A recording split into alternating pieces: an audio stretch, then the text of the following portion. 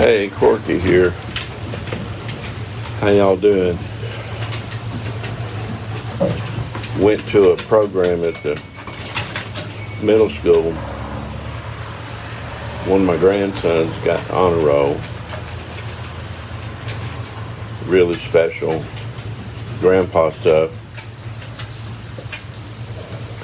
We're rolling down Highway 41 in our minds today, talking about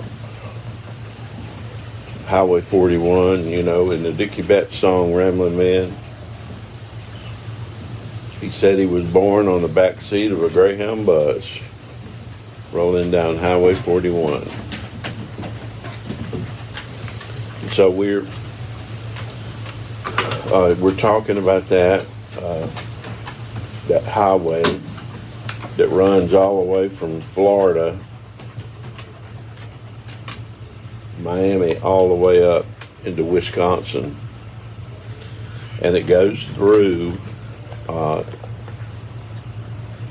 Macon, Jacksonville, Florida, Macon, Georgia, Atlanta, Georgia, goes on up to Nashville. So there's a lot of profound experiences of my life that have happened along this highway.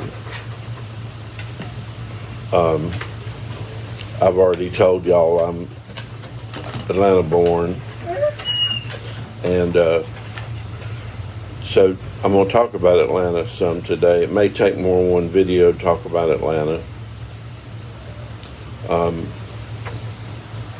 There's a couple of areas of my life that are profoundly influenced by Atlanta. And some people think this is weird stuff that I talk about because I claim connection with things that they say, well, you really didn't know that guy. You really didn't know him. He wasn't a friend of yours. But I was around him, and some people laugh at me when I talk about relationship with, musical artists. I don't stop them and introduce myself necessarily to get an autograph and do the fanboy thing. But I've been in the room with a lot of powerful musicians, and like Chet Atkins' funeral, I stood for an hour probably in the vestibule, with Vince Gill, standing beside Steve Cropper. Lord, he was tall. Porter Wagner, so many people were there at that funeral. If a bomb had dropped on the Ryman Auditorium that day, there wouldn't have been no more guitar picking in the South. I sit with Ben Spear, the Spear family, talk about gospel roots. He happened to remember me. I met him at a Spears concert years before. My father-in-law introduced me to him. A lot of these are my musical heroes that are now in heaven. So when we're talking about Atlanta, Georgia, I was born there March the 3rd, 1954. And that's where Coca-Cola comes from. When I would move back to Atlanta and years later, play music and start a church, there were always these experiences that I was happening that was connecting me deeper with my roots.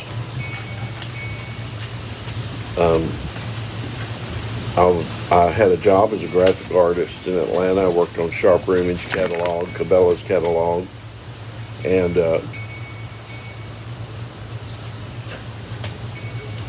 I worked on Coke ads, Coca-Cola ads. So, Coke Red, when you're making catalogs, is 100% yellow, 100% magenta. So, I had this connection with Coca-Cola.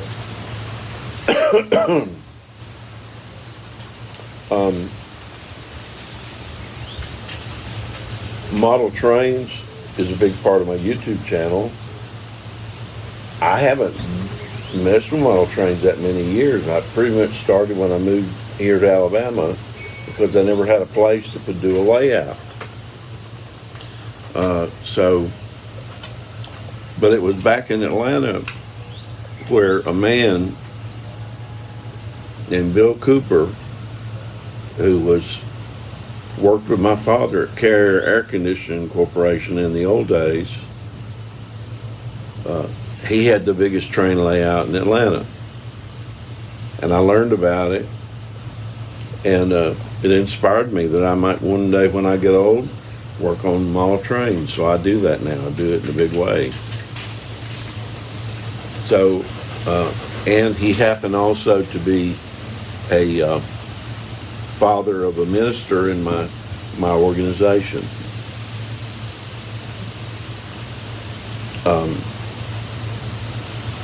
So my model train inspiration comes from Atlanta. My music, Southern rock music, comes from, Georgia. And go on now. You're pushing on it. We're going to turn the whole table over. So Atlanta is a very important part of my life. When I became a Christian, they said I became a Christian when I was a little boy, but I didn't. I went down front in the Baptist church like they tell you to do, and the woman wrote my information on a card. That's what they do, Southern Baptist. But information on a card is all they got, because I didn't get saved that day. It was years later, in '74, on January the 7th, when on the corner of Peachtree Road and Peachtree Industrial Boulevard, 3 o'clock in the morning, I gave my heart to Christ. And so all of that is about blues music, the gospel. All of that converges in Atlanta for me. There were two historical figures that I learned about: Blind Willie McTell and Thomas A. Dorsey. Both were Atlanta people, both blues men, played the blues.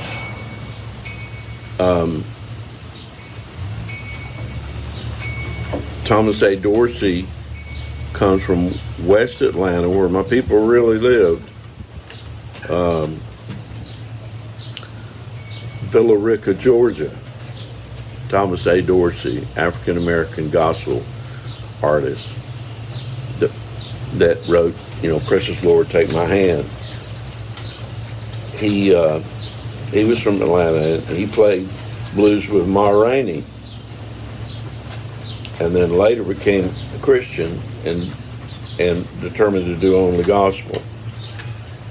He was close to Mahalia Jackson, and he was a major music publisher, gospel music. My story connects with Thomas A. Dorsey. It connects with Blind Willie McTell. We played 12-string blues and in Atlanta, Georgia. And I'm a blues guitar player.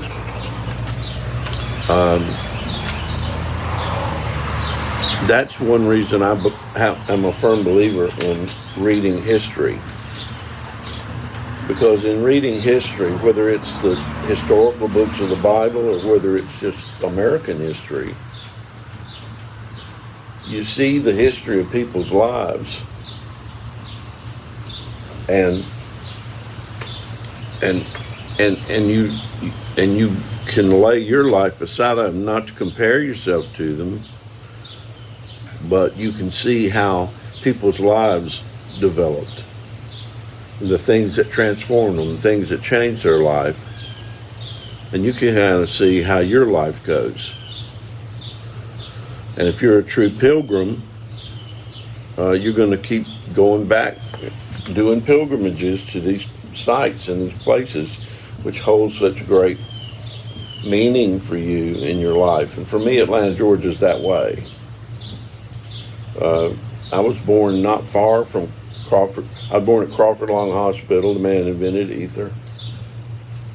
And it's just right downtown Atlanta. So, you know, all of that powerful for me. And there's one other story on Atlanta that I'm going to tell before I stop this video. And you may not believe this. I don't need you to believe it.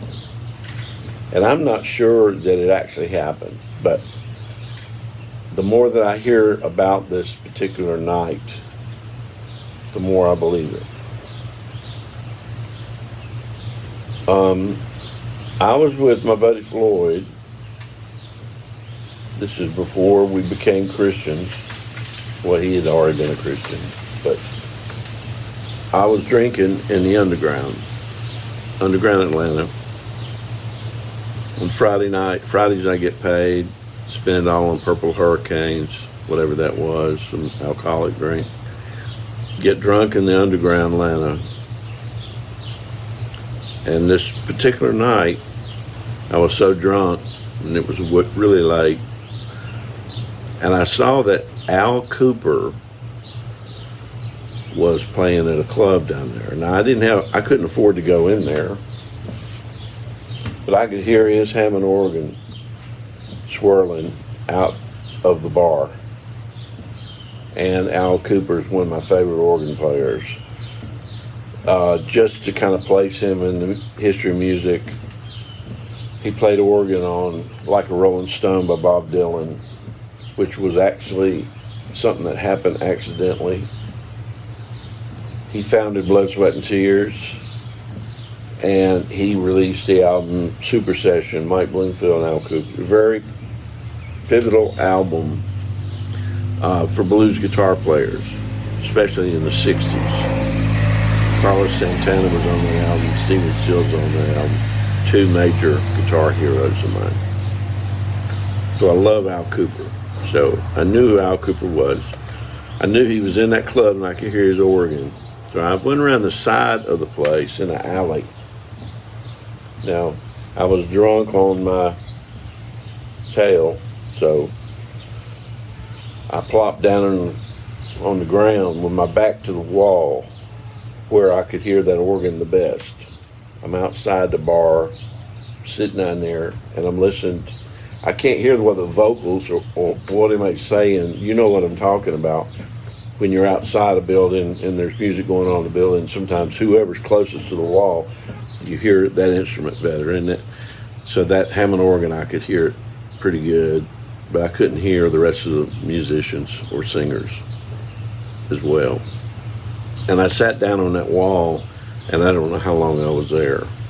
And I don't have any memory of how I got home or whatever. I'm sure Floyd probably carried me home. I was living in Doraville at the time.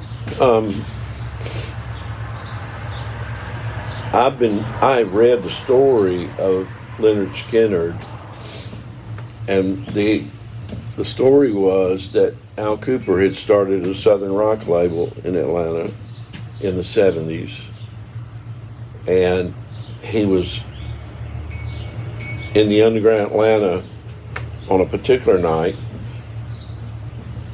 and the members of Lynyrd Skynyrd came in there and they signed the recording contract in underground Atlanta that night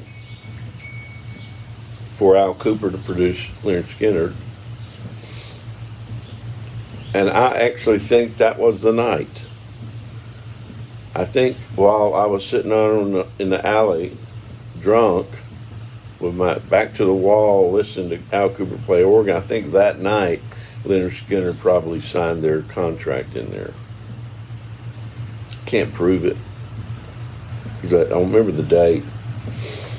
But experiences like that are pivotal in our development as a person, because we want to be where it's at.